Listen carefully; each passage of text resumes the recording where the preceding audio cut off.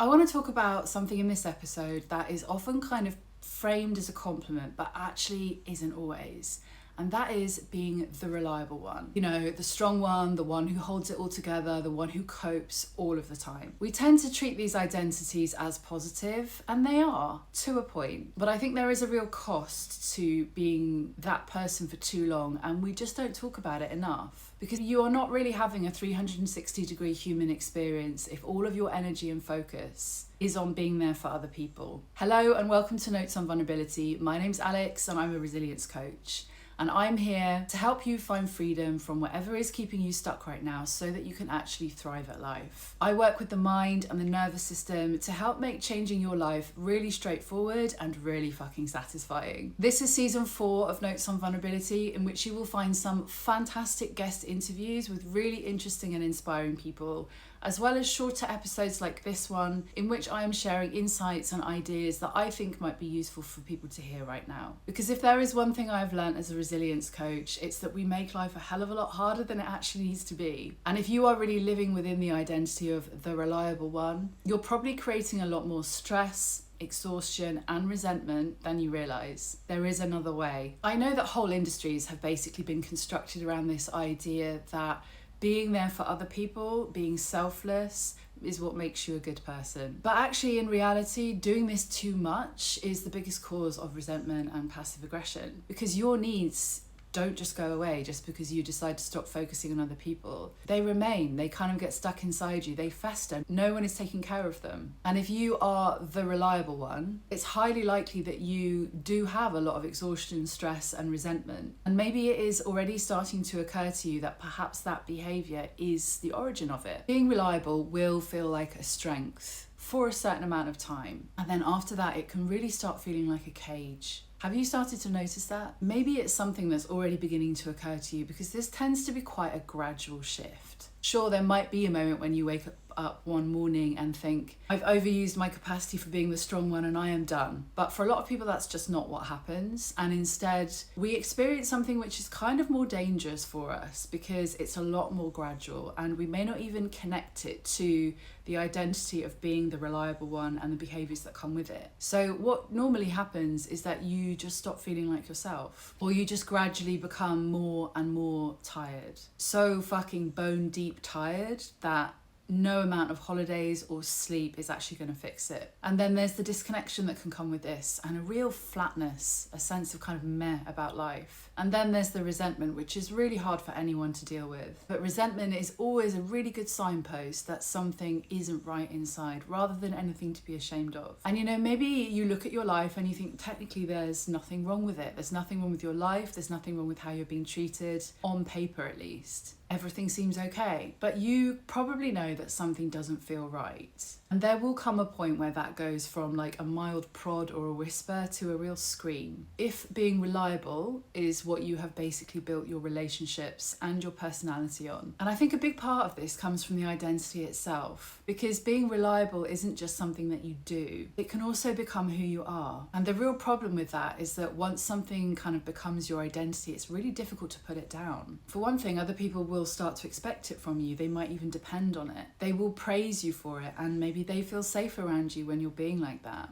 Which sounds good, doesn't it? Except their sense of safety is coming at the expense of your ability to actually live fully as a human. Another issue with having reliable as your identity is that it's influencing everything that happens inside of you. From how you feel to the actions and reactions that you allow yourself to have. All of them are going to be filtered through the lens of whether they fit within the reliable identity. We behave in accordance with who we believe ourselves to be all the time. That's what identity is there for. And if for you that is, I am the reliable one, then behaviours like saying no, or expressing needs, or doing anything that might disrupt someone else's life or not please them is going to be off the table for you. Which means you probably start organising your entire life around not letting anyone down. And you might think that sounds noble, but there is a massive cost to doing that. And that cost is your connection to yourself, your experience of life, and your ability to look back on your life at the end of it, if we get that chance, and know that you lived fully and authentically. Because the truth about the reliable identity is that it is often built on self-abandonment, on overriding your own needs, and on being that person who can always stretch a little bit further,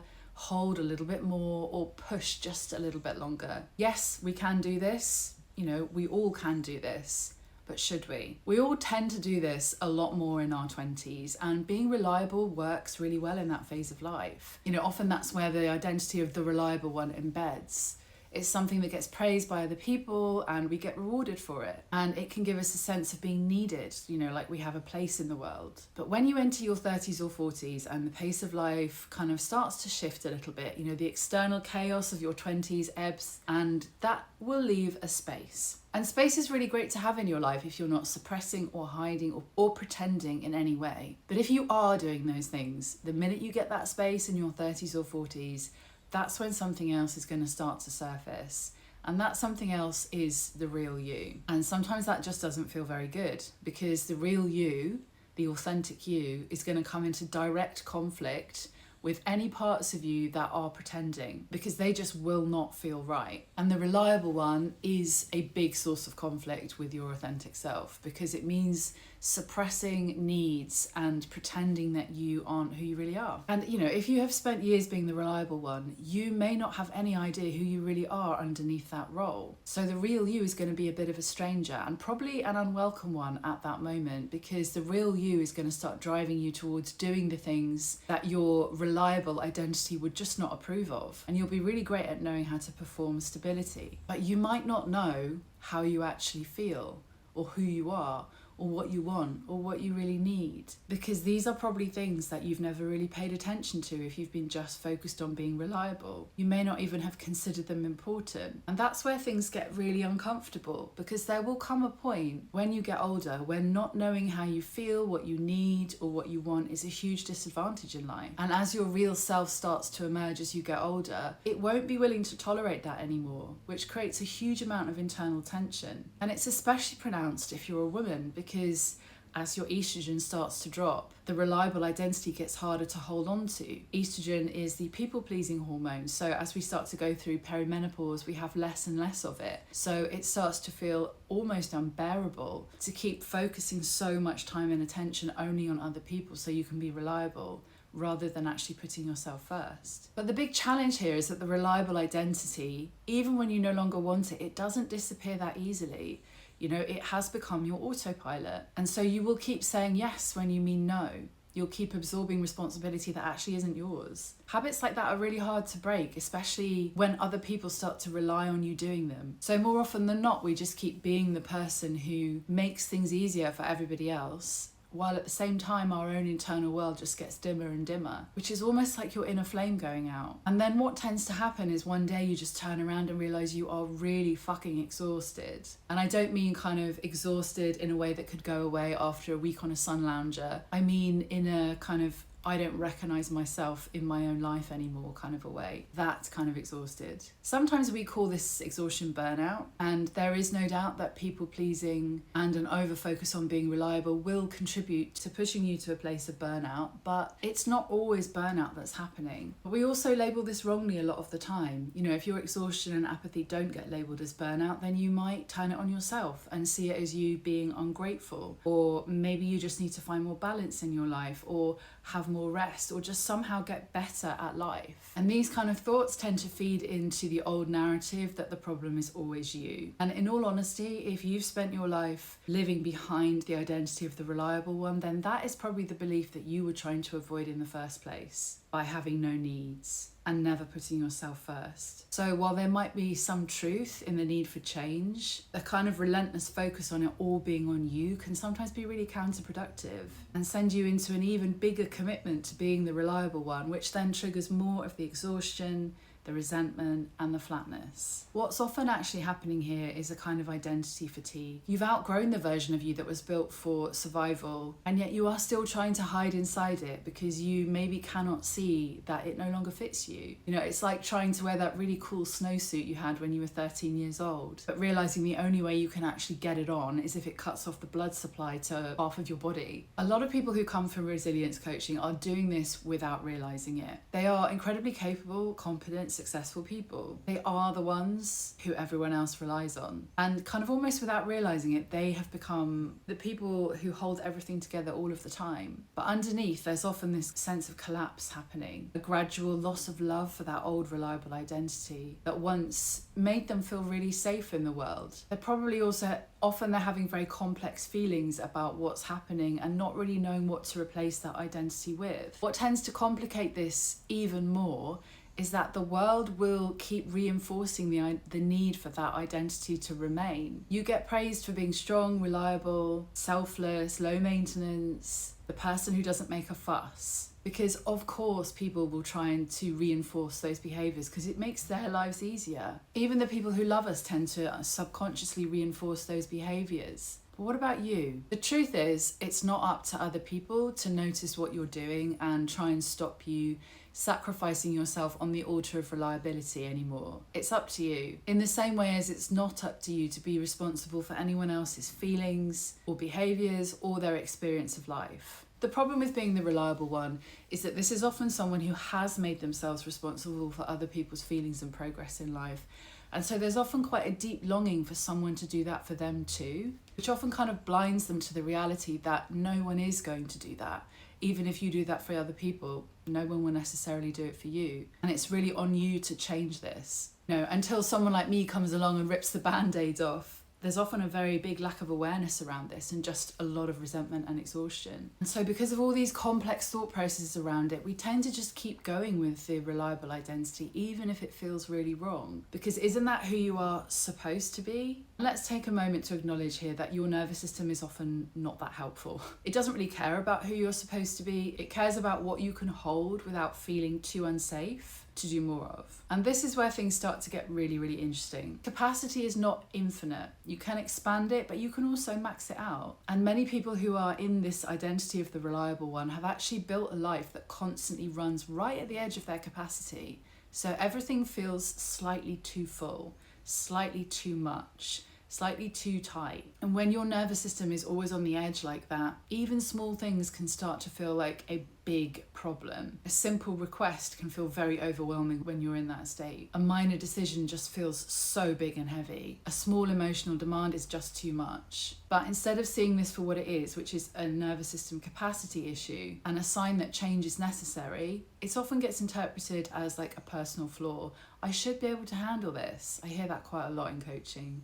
Or I used to be better at this. Or, what's wrong with me? There is nothing wrong with you. It's highly likely that your nervous system is just up to the top. You've probably maxed it out. And when this happens, we really lose the flexibility we need for things like resilience and for being present and grounded in our lives. So everything starts becoming very rigid because you are overloaded, because your cup is emptying and emptying for other people and nothing is pouring back into it for you. Not in terms of the things that really light you up and feed your authenticity, and also not in terms of basic resources and refueling. And this is often the point at which the reliable identity really starts to crack, because being reliable requires capacity. And if your capacity has been spent mostly on other people's needs, there's very little left for your own life. So the very thing that you're kind of known for and building your identity on really starts to cost you more than it gives you. For a lot of us, that tends to be the turning point. We don't necessarily have a big crisis about it, but there is like a repeated noticing of a voice that keeps saying, I can't keep doing things the way I've been doing them. And I can't stress enough how much this is not failure. This is actually a really good moment because it's a turning point. It's a moment when you are acknowledging that something you've been doing for a long time isn't working for you anymore, and that is brave. It also does open the door to a very uncomfortable question. If I'm not the reliable one, if that isn't my identity, who am I? As a resilience coach with a focus on authenticity, one of the questions I often ask people is, do you know who you are? Without the roles you play, without your job title, etc., do you know who you are? More often than not, the answer is no, which is great if you're at the start of a coaching program because we can set out to answer that question. But if you're wondering about this on your own and you don't know where to turn, that can be really destabilizing. If reliability has often been your identity, your safety, and your strategy in life, your value system, and your way of belonging kind of all at once, it's very difficult to let go of. Doing that, sort of loosening it a little bit, doesn't just feel like change. It often also feels like loss,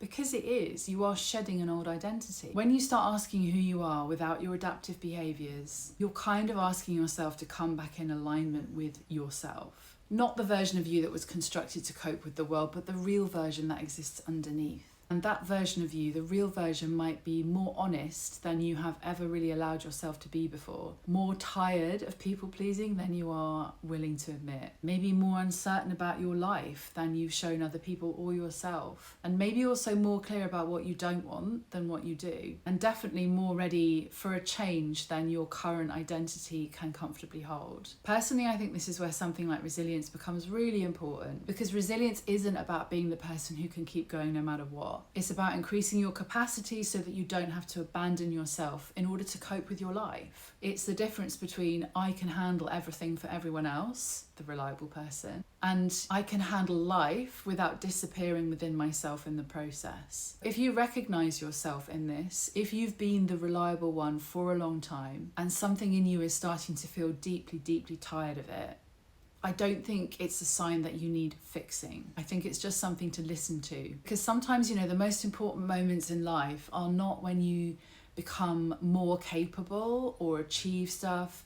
It's actually, when you stop abandoning yourself in order to be capable for everybody else. That's the point where change often actually begins for us. So hopefully that has been a helpful insight into why being the reliable one is an identity you probably don't need anymore. If you are ready to break out of it and find out who you actually are, book a free intro call with me, because I can help with this. There is a link in the show notes to do that. You can also come and find me on Instagram at Alex Resilience Coach and online at shore-coaching.com. Don't forget to like and subscribe so you don't miss the next episode.